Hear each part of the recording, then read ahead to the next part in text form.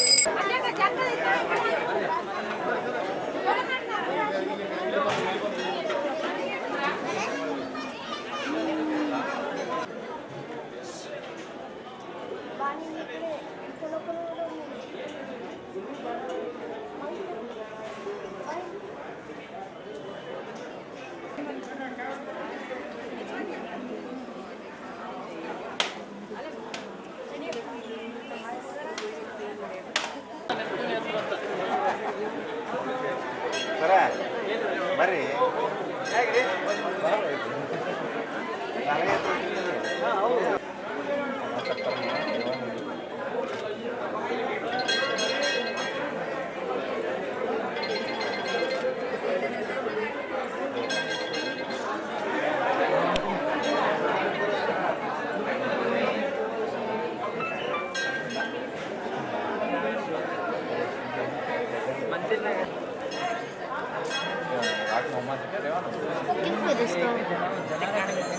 ಮಹಾಶಿವರಾತ್ರಿ ಅಲ್ಲ, ಇದು ತ್ರಿಕೋಟೇಶ್ವರ ಗುಡಿ.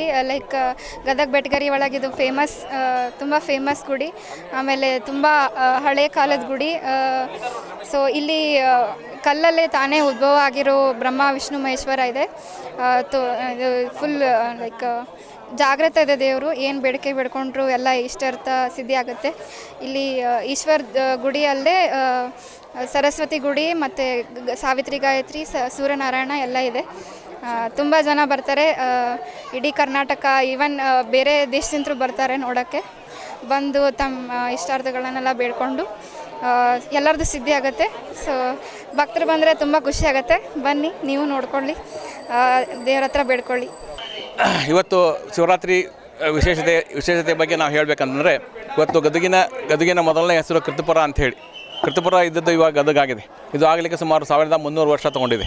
ಕೃತಪುರ ಮಹಾತ್ಮೆಯಲ್ಲಿ ಏನು ಬರ್ತದೆ ಅಂತಂದರೆ, ಒಂದೇ ಪಾಣಿಪಾಠದಲ್ಲಿ 3 ಈಶ್ವರ ಇರೋದಕ್ಕೆ ತ್ರಿಕೂಟೇಶ್ವರ ಅಂತ ಕರೆದರು ಅಂಥೇಳಿ ಪುರಾಣದ ಕಥೆ ಬರ್ತದೆ. ಕೃತ ಅಂದರೆ ಯಜ್ಞ, ಪುರ ಅಂದರೆ ಊರು ಅಂಥೇಳಿ ಸಂಸ್ಕೃತ ಆಡುಭಾಷೆ ಇತ್ತು. ಹಾಗಾಗಿ ಮೊದಲು ಕೃತಪುರ ಅಂತ ಕರೆದಿದ್ರು. ನಂತರದಲ್ಲಿ ಹಳೆಗನ್ನಡ, ಕನ್ನಡ ಬಂದ ಮೇಲೆ ಇದು ಕೃತಪುರ ಇದ್ದದ್ದು ಗದಗಾಗಿದೆ.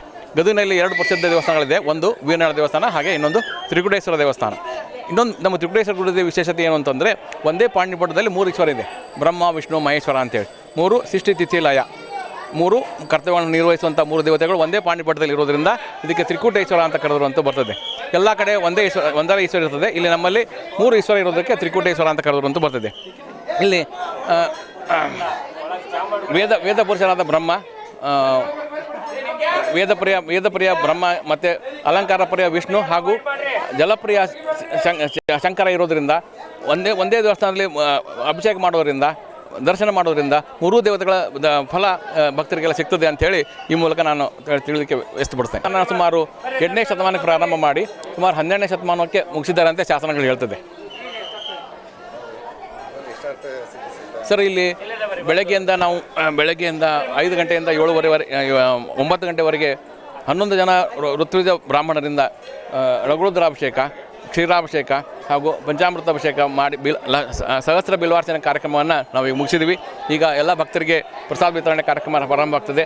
ನಮ್ಮ ಗುಡಿ ವಿಶೇಷತೆ ಏನು ಅಂತಂದರೆ, ಒಂದೇ ಆವರಣದಲ್ಲಿ 3 ದೇವಸ್ಥಾನಗಳು ನೋಡೋಕ್ಕೆ ನಿಮಗೆ ಸಿಗುತ್ತೆ. ಒಂದು ತ್ರಿಕೂಟೇಶ್ವರ, ಹಾಗೆ ಇನ್ನೊಂದು ಸೂರ್ಯನಾರಾಯಣ, ಹಾಗೆ ಇನ್ನೊಂದು ಸರಸ್ವತಿ. ಈ 3 ದೇವಸ್ಥಾನಗಳು ಒಂದೇ ಆವರಣದಲ್ಲಿ ನಿಮಗೆ ಒಂದೇ ದೇವಸ್ಥಾನದಲ್ಲಿ ಸಿಗೋದು ವಿರಳ. ಅಂಥದ್ದೊಂದು ಅಪರೂಪ ದೇವಸ್ಥಾನ ನಮ್ಮ ತ್ರಿಕೂಟೇಶ್ವರ ದೇವಸ್ಥಾನದಲ್ಲಿದೆ.